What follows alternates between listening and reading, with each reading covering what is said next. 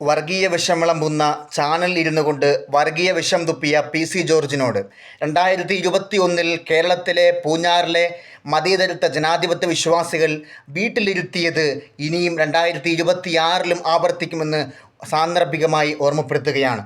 വർഗീയ വിഷം നന്നായി ഉത്തരേന്ത്യയിൽ വമിക്കുന്ന അതേ വർഗീയ വിഷം കേരളത്തിൻ്റെ മതേതരത്വ ജനാധിപത്യ മണ്ണിൽ വർഗീയ വിഷം തുപ്പിയ PC ജോർജിനോട് ഒന്നേ പറയാനുള്ളൂ, ഇത് കേരളമാണ്.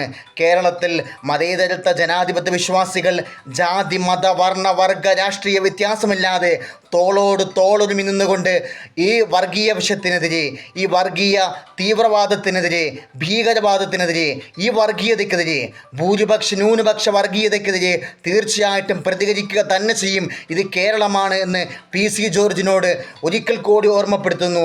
മിസ്റ്റർ PC ജോർജ്, 2021 പൂഞ്ഞാറിലെ ജനങ്ങൾ താങ്കളെ വീട്ടിലിരുത്തിയതുപോലെ തീർച്ചയായിട്ടും 2026 ഇത് ആവർത്തിക്കുമെന്ന് ഒരിക്കൽ കൂടി ഓർമ്മപ്പെടുത്തുന്നു.